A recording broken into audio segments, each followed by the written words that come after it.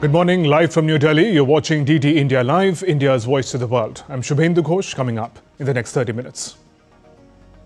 National Investigation Agency makes breakthrough in Red Fort area blast case with arrest of alleged suicide bomber's aide.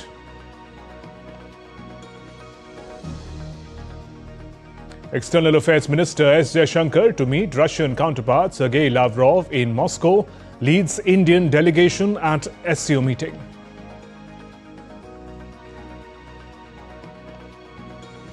Dhaka under tight security ahead of tribunal verdict against ex-Prime Minister Sheikh Hasina. Her party Awami League's call for complete shutdown continues on second consecutive day. US President Trump hints at possible talks with Venezuelan counterpart after US designates a cartel that it claims Maduro runs as a foreign terrorist organization. And in sports, India's Dalal wins GT Open Indoor World Series men's compound title in Stratson.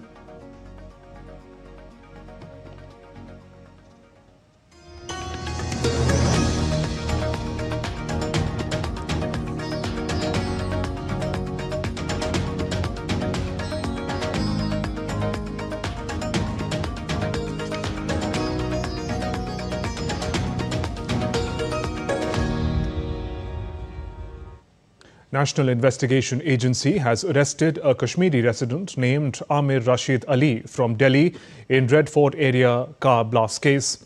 According to the agency, Amir Rashid reportedly conspired with the alleged suicide bomber Umar Nabi to carry out the terror attack, which claimed 10 innocent lives and left around 25 people injured. NIA said the car involved in the attack was registered under his name. The anti-terror agency has also seized another vehicle which belongs to Nabi. The vehicle is being examined for evidence in the case. NIA has examined 73 witnesses so far, including those injured in the blast. The agency is working in close coordination with Delhi Police, Jammu and Kashmir Police, Haryana Police, Uttar Pradesh Police and various sister agencies. The agency said it is pursuing multiple leads to unearth the larger conspiracy behind the bombing and identify others involved in the case. External Affairs Minister S. Jaishankar will meet his Russian counterpart Sergei Lavrov in Moscow to discuss a range of key bilateral and international issues. Jaishankar is visiting Moscow for a two-day SCO Heads of State Council meeting beginning today. During the visit, Jaishankar is also expected to virtually inaugurate new Indian consulates in Kazan and Ekaterinburg, key emerging hubs for technology and strategic cooperation. The engagement precedes President Vladimir Putin's anticipated visit to India in early December for the annual summit with Prime Minister Narendra Modi. The Indian Air Force is participating in the 8th edition of the bilateral air exercise Garuda 25 in France from Sunday till 27th of November. The Indian Air Force will conduct this exercise with French Air and Space Force till 27th of November. The Ministry of Defence said this exercise aims to refine tactics and procedures in a realistic operational environment. The ministry added it also provides an opportunity for professional interaction, exchange of operational knowledge and sharing of best practices between the two air forces. During the exercise, Indian Air Force's Sukhoi 30 MKI aircraft will operate alongside the French multi-role fighters in complex simulated air combat scenarios, focusing on air-to-air combat, air defense and joint strike operations. The Indian Navy is poised to script another milestone in its indigenous shipbuilding journey with the commissioning of Mahe, the first of the Mahe class anti-submarine warfare shallow watercraft on 24th of November. Built by Cochin Shipyard Limited, Kochi, Mahe represents the cutting edge of India's Atmanirbhar Bharat initiative in naval ship design and construction. Compact yet powerful, the ship embodies agility, precision and endurance, qualities vital for dominating the littorals. With a blend of firepower, stealth and mobility, the ship is designed to hunt submarines, conduct coastal patrols and secure India's vital maritime approaches. With over 80% indigenous content, the Mahe class showcases India's growing mastery in warship design, construction and integration.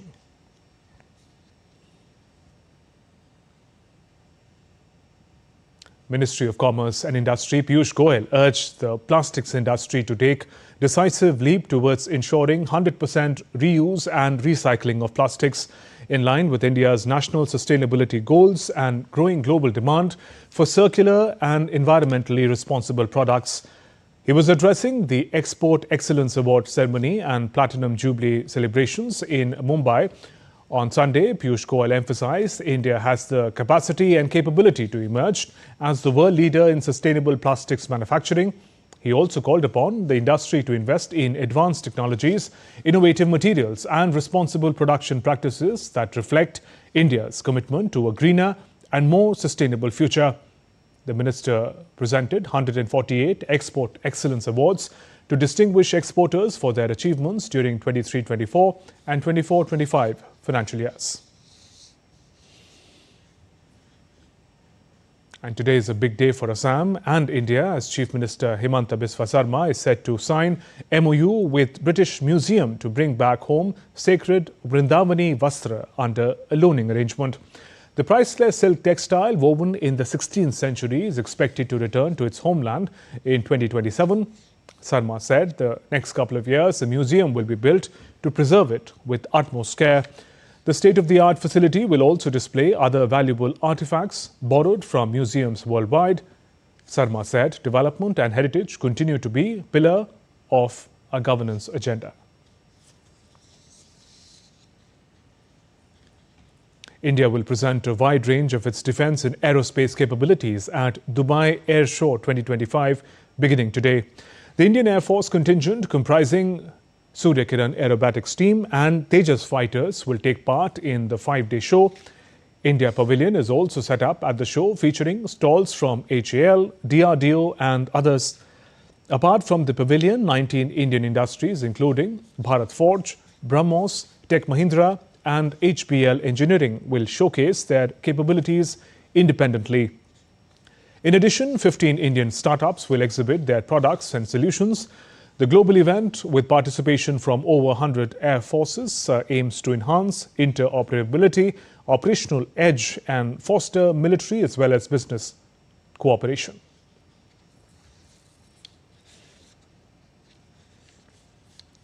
Moving on, Bangladesh has tightened security as the country's International Crime Tribunal prepares to deliver a verdict in a case filed against former Prime Minister Sheikh Hasina today.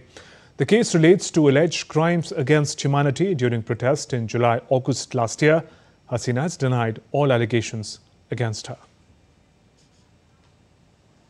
Bangladesh Court, International Crimes Tribunal, is set to deliver verdict on Monday in crimes against humanity trial of ex-PM Sheikh Hasina of Bangladesh. Hasina, former Home Minister Asaduzzaman Khan Kamal and ex-police chief Chaudhry Abdullah Al Mamun were charged under the International Crimes Tribunal Act.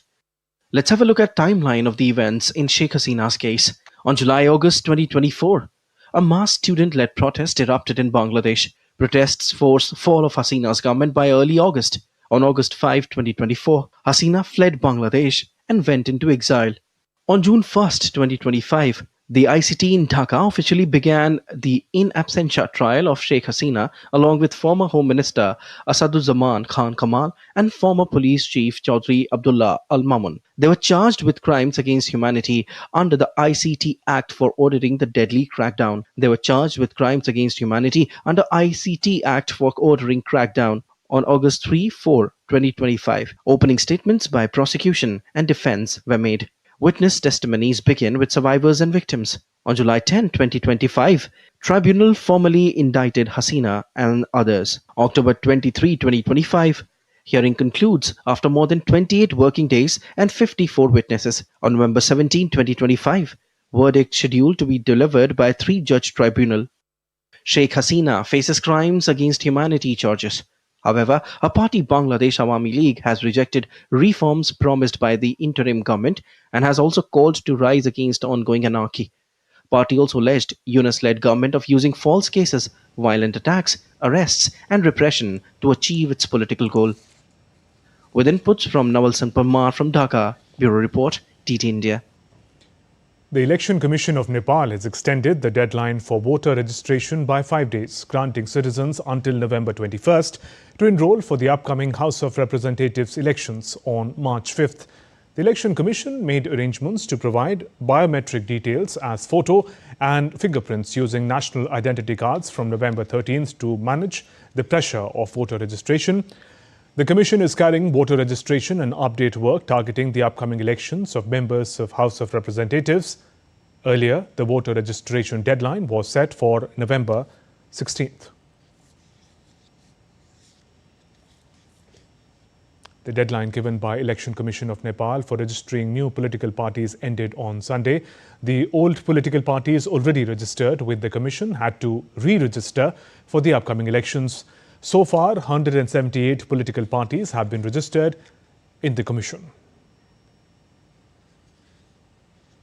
Let's now take a look at other stories making news today. A fire broke out in a scrap shop near a bridge in Uttar Pradesh's Lucknow. Efforts to douse the fire are underway. No casualties have been reported so far. The cause of the fire is yet to be ascertained.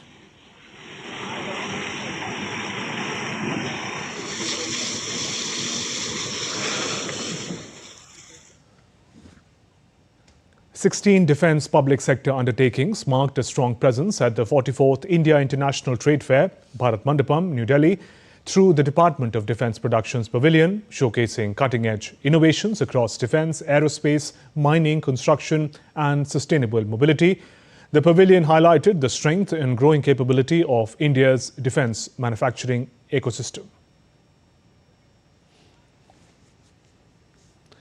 Ministry of Rural Development's flagship Saras Ajivika Mela, organised at India International Trade Fair at Bharat Mandapam in New Delhi. The Mela aims to demonstrate government's approach to support upliftment of rural women by providing them free stall, subsidised logistics, loans and providing access to digital marketplaces in order to help them go from being members of self-help groups into confident entrepreneurs.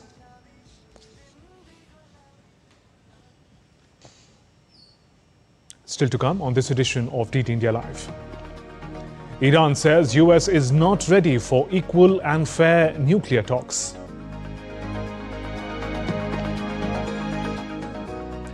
Italy's Yannick Sinner retains his ATP Finals title, beats world number 1 Carlos Alcaraz.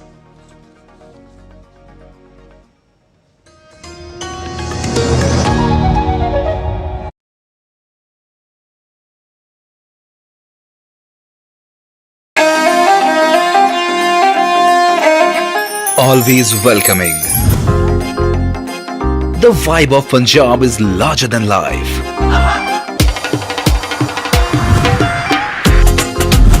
Warm up to grandeur that's beyond compare.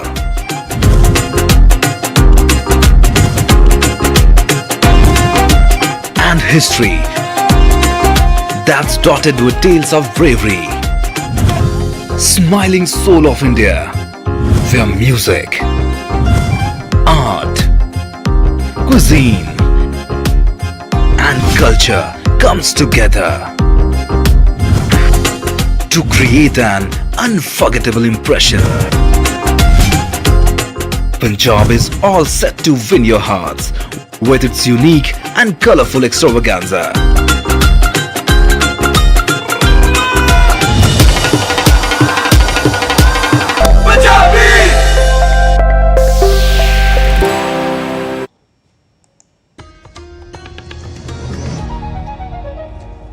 Welcome back. You're watching DT India Live. I'm Shubhendu Ghosh. US President Donald Trump said on Sunday he could have discussions with Venezuelan leader Nicolas Maduro, who has been in crosshairs of a US military buildup in the Caribbean.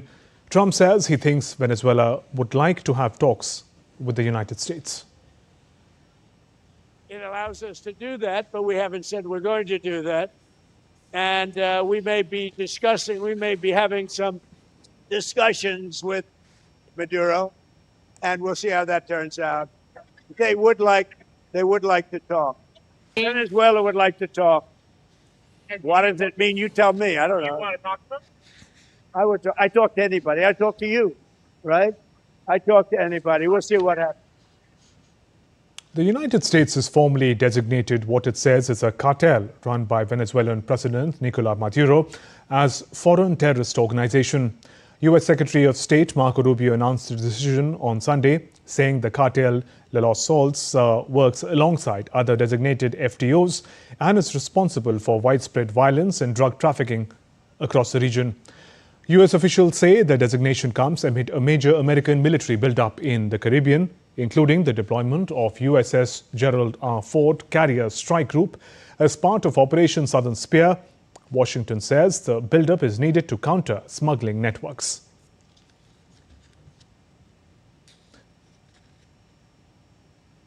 Meanwhile, Caracas claims the move is part of a plot to topple President Maduro, an accusation U.S. officials reject. Rubio reiterated long-standing U.S. allegations that Maduro and senior Venezuelan officials lead the organization, asserting they have corrupted key state institutions. Since the U.S. launched its anti-trafficking campaign in September, at least 83 people accused of moving drugs in international waters have been killed, including 3 in strike in eastern Pacific.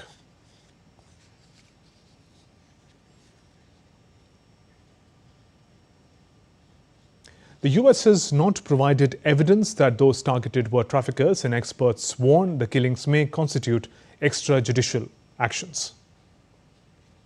The United States Southern Command announced on Sunday that a U.S. task force conducted lethal strike the previous day against a vessel it described as being operated by a designated terrorist organization in Eastern Pacific. According to the command, intelligence indicated the vessel was transporting narcotics along a well-known trafficking route in international waters. 3 men, characterized by officials as narco-terrorists, were killed in the operation. The Pentagon said strike was carried out under an order attributed to U.S. Secretary of War Pete Hegseth.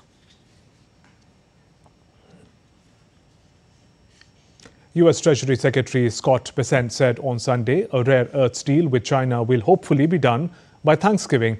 His remarks follow a framework deal announced last month, under which Washington agreed not to impose full 100% tariffs on Chinese imports, while Beijing committed to delaying an export licensing regime on critical rare earth minerals and magnets. Bessent said he was confident China will honor agreements on rare earths. Bessent also denied a recent report in Wall Street Journal suggesting that Chinese authorities plan to limit rare earths access for U.S. firms with military connections.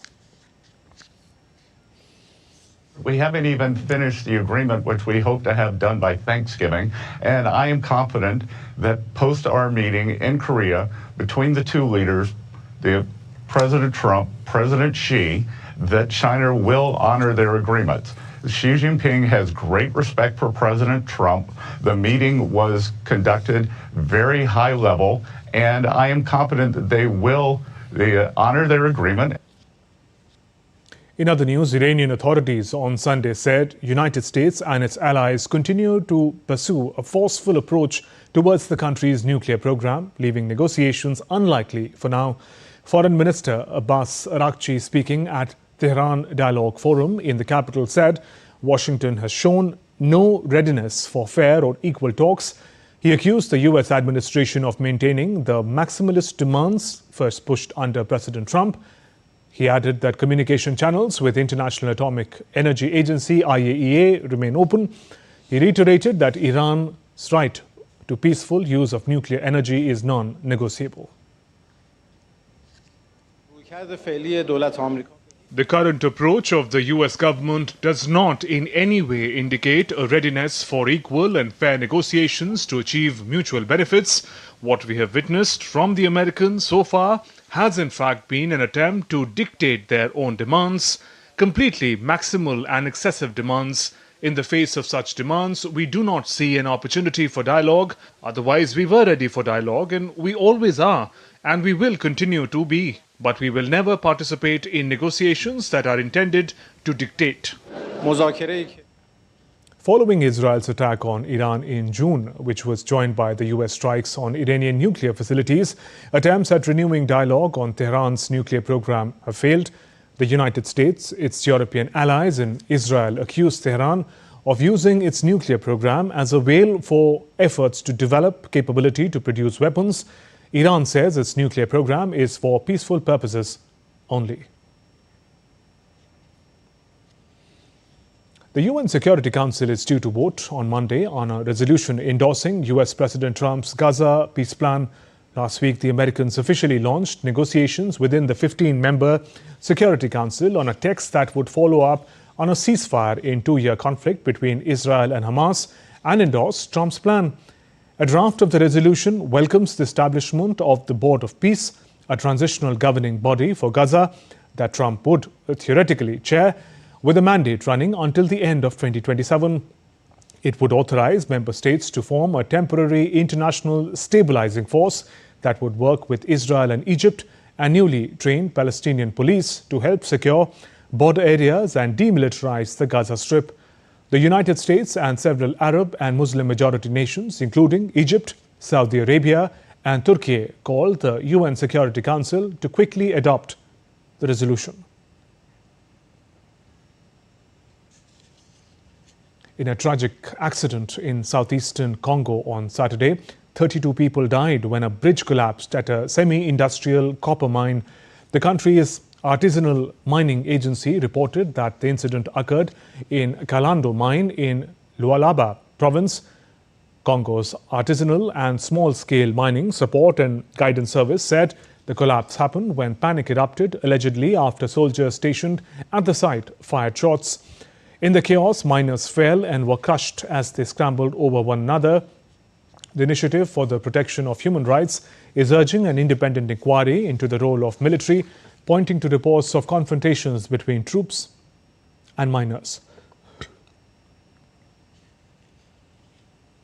Polling stations closed on Sunday in Chile's presidential elections, with governing coalition candidate Jeanette Zara securing a first-place finish. Governing coalition candidate Zara led early results with over 26% of the vote, while far-right candidate Cast followed closely with 24.9%, according to the counts, with approximately 15% of ballots tallied. If Zara maintains her position, she would become Chile's first Communist Party candidate to reach a presidential runoff. Despite her early lead, Zara now faces a challenging path to victory.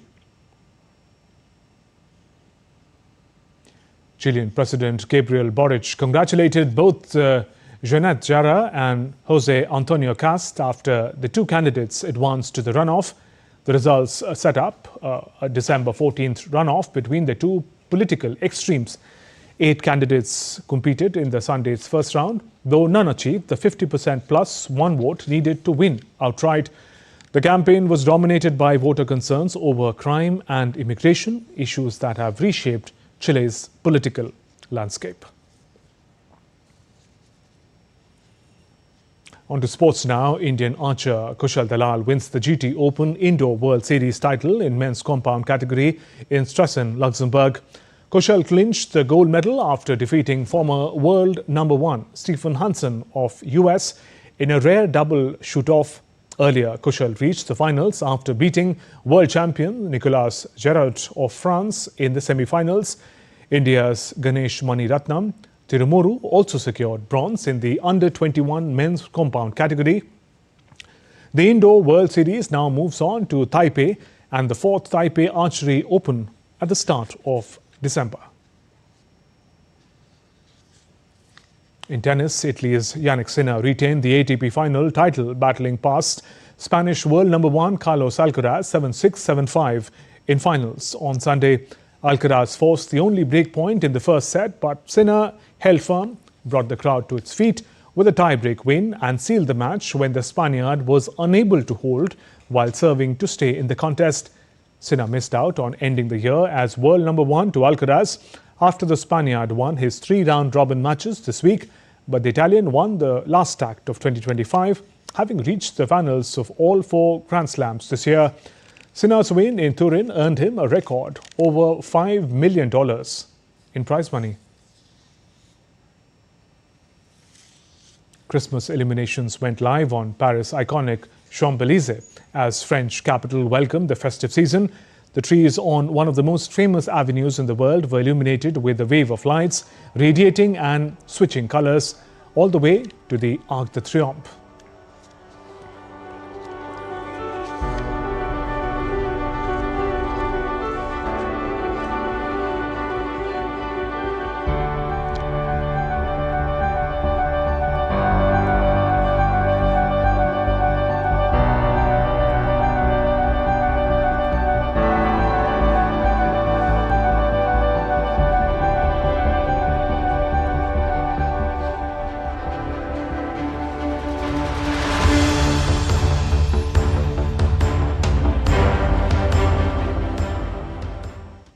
That's all for this edition of DD India Live. Let us know your thoughts on the news of the day. For those on the go, you can get all the latest news and updates from India and across the world on DD India mobile app. The app is available on both Android and iOS platforms. Scan this QR code on your screen and download now. We'll be back with more news as it breaks here on DD India. I'm Shubhendu Ghosh from all of us here in Delhi. Thanks for watching DD India Live. Namaskar.